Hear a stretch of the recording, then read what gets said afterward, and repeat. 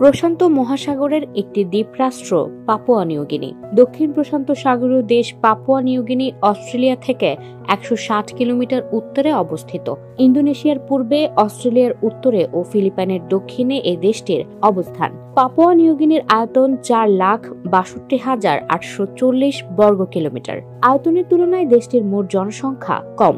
জনসংখ্যা তুলনামূলক কম হলেও ওশেনিয়া মহাদেশের এই দেশটি প্রাকৃতিক সম্পদ আর পর্যটনে বেশ সমৃদ্ধ। পৃথিবীর অন্যতম প্রাকৃতিক আশ্চর্য রেইন ফরেস্ট অ্যামাজন বেষ্টিত রাষ্ট্র পাপুয়া নিউগিনি। প্রকৃতি দুহাতে ঢেলে দিয়েছে পাপুয়া নিউগিনি বাসীকে। পাহাড়, নদী আর গহীন জঙ্গলের অপরূপ দৃশ্যে চোখ জোড়াতে তাই দেশটিতে পর্যটকের ভিড় লেগেই থাকে। পাপুয়া নিউগিনিতে মানুষের মাংস খাওয়া হয়। পাপুয়া নিউগিনি হচ্ছে দক্ষিণ প্রশান্ত মহাসাগরীয় অঞ্চলের বৃহত্তম উন্নয়নশীল দেশ। পাপুয়া নিউগিনিকে বহু ভাষার দেশও বলা হয়। সুপ্রিয় দর্শক, ফিচার বাংলার আজকের পর্বে আমরা জানব পৃথিবীর অন্যতম প্রাকৃতিক আশ্চর্য রেইন ফরেস্ট অ্যামাজন বেষ্টিত রাষ্ট্র পাপুয়া নিউগিনি সম্পর্কে।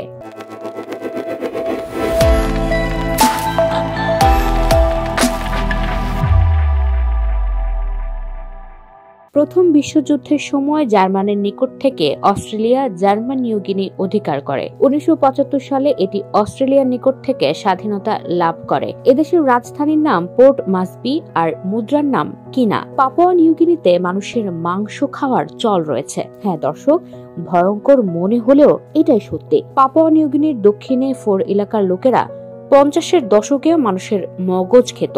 অস্ট্রেলিয়ার সরকার নিষিদ্ধ ঘোষণার আগ পর্যন্ত ওরা ওদের মৃত আত্মীয়ের মগজ খেত।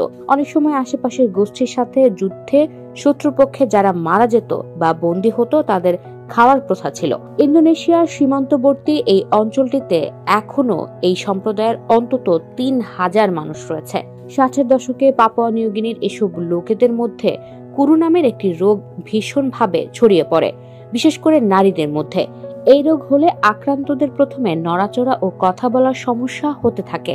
এক পর্যায়ে তারা হাঁটা চলার সামর্থ্য হারিয়ে ফেলে এবং শেষে মারা যায়। রোগটার কারণ ঠিক স্পষ্ট ছিল না, তবে বোঝা যাচ্ছিল যেসব এলাকায় মানুষ খাওয়ার প্রথা আছে সেসব এলাকায় রোগের প্রকোপ বেশি। তাই 70-এর দশকে এসে অস্ট্রেলিয়ার সরকার মানুষ খাওয়া নিষিদ্ধ করে দেয়। এর পরপরই এই রোগের প্রকোপ বন্ধ হয়ে যায়। 2011 সালে পাপুয়া নিউগিনি পুলিশ 29 জন মানুষ খেকো আটক করে, যারা 7 জন ডাক্তার হত্যা ও ভক্ষণের সাথে সরাসরি জড়িত ছিল। বিশেষজ্ঞদের মতে বর্তমানে মানুষ খেকো কেউ নেই সেখানে, কিন্তু কারো কারো মতে আবার এখনো সেই অঞ্চলের খুব গহীনে কোথাও কোথাও মানুষ খেকো মানুষ রয়ে গেছে। পাপুয়া নিউগিনির জনসংখ্যা 5.5 মিলিয়ন। দেশটির জনসংখ্যার প্রায় 80% লোক গ্রামে বাস করে। পাপুয়া নিউগিনির মানুষের গড় আয়ু 55 বছর এবং এর সাক্ষরতার হার 53.4%। পাপুয়া নিউগিনির পার্বত্য এলাকায় অনেক গোত্রের বাস। দেশটির অর্থনীতির মূল চালিকা শক্তি কৃষি। দেশটি প্রাকৃতিক সম্পদে পরিপূর্ণ। এর মধ্যে আছে স্বর্ণ, copper, crude oil, LNG gas, fishery, palm oil ইত্যাদি। পাপুয়া নিউগিনি সুন্দর প্রাকৃতিক সমৃদ্ধ একটি দেশ। প্রচুর প্রাকৃতিক সম্পদ থাকা সত্ত্বেও পাপুয়া নিউগিনি একটি গরিব দেশ। এখানকার মানুষের জীবনযাত্রার মান খুবই নিম্নমানের। এর অর্থনীতি ভালোভাবে চলছে না। জনমানুষের সেবার মান দেশটিতে খুবই সাধারণ। পাপুয়া নিউগিনির আইনশৃঙ্খলা পরিস্থিতি নিম্নমানের হওয়ায় দেশটির প্রবৃদ্ধির হারও কম। সেখানকার পুলিশের উপর সাধারণ মানুষের আস্থা নেই। পাপুয়া নিউগিনিকে বহু ভাষার দেশও বলা হয়ে থাকে। হিরিমতো, টোকপিসিন ও ইংরেজি এদেশের সরকারি ভাষা। এর মধ্যে টোকপিসিন সার্বজনীন ভাষা। দেশটিতে বর্তমানে ভাষার সংখ্যা প্রায় 820টি। পুরো বিশ্বে ভাষার ক্ষেত্রে এরকম বৈচিত্র্যের দেখা মেলে শুধুমাত্র এ দেশটিতেই। পাপুয়া নিউগিনিতে কিভাবে আসলো এত ভাষার সমাহার?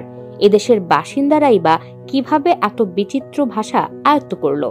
পাপুয়া নিউগিনি বিশ্বের বেশিরভাগ দেশের মতো ইংরেজি ভাষার সংস্পর্শে আসে যখন ইংরেজ ব্যবসায়ী এবং ধর্মপ্রচারকদের আগমন ঘটে সেখানে। সময়টা ছিল 19 শতকের দিকে।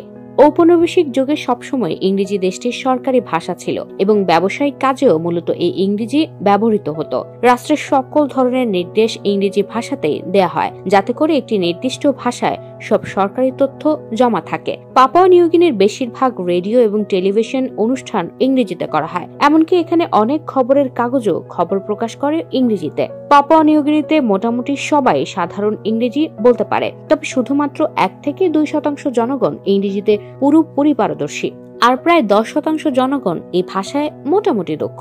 পাপুয়া নিউগিনির সাথে বাংলাদেশ এবং বিভিন্ন দেশের সেই সব সাধারণ মানুষের একটা সম্পর্ক আছে যারা ভাগ্য বদলাতে অবৈধ পথে দেশ ত্যাগ করে। নৌকায় করে যারা অস্ট্রেলিয়ায় প্রবেশের চেষ্টা করে, আফগানিস্তান, শ্রীলঙ্কা, ইরাক, ইরান এবং বিশেষ করে বাংলাদেশ থেকে আসা হাজারো মানুষ ধরা পড়লে তাদের নিয়ে যাওয়া হয় পাপুয়া নিউগিনি দ্বীপে তৈরি করা ডিটেনশন ক্যাম্পে।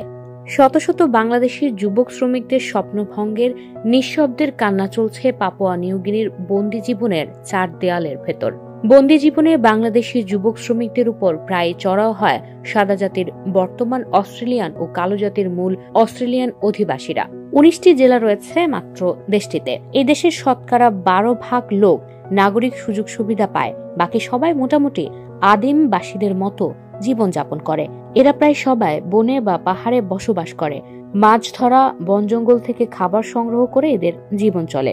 পাপুয়া নিউগিনি খ্রিস্টান প্রভাবিত দেশ হলেও সেখানে মুসলমানদের আগমন ঘটে ধীরে ধীরে। বিদেশি শ্রমিকরা প্রথমে পাপুয়া নিউগিনিতে ইসলামের আলো নিয়ে আসে 1972 সালের দিকে।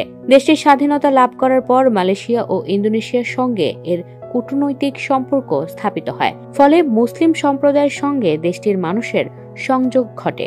তবে সব মিলিয়ে পাপুয়া নিউগিনি পৃথিবীর শেষতম আদিম দেশ। মাত্র 200 বছর আগে আবিষ্কৃত দেশটি এখনো দুর্গম ও রহস্যময় ঘন জঙ্গল, নদী ও পাহাড়ে ঘেরা।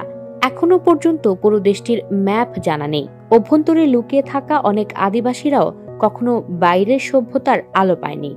দর্শক, আজকে এ পর্যন্তই। আপনি যদি চ্যানেলটিতে নতুন হয়ে থাকুন তাহলে অনুগ্রহ করে সাবস্ক্রাইব করুন এবং সর্বশেষ ভিডিওর নোটিফিকেশন পেতে বেল আইকনটিতে ক্লিক করুন। সামনে আবারও আসবো নতুন কোনো তথ্য এবং ভিডিও নিয়ে। সে পর্যন্ত ভালো থাকুন, সুস্থ থাকুন।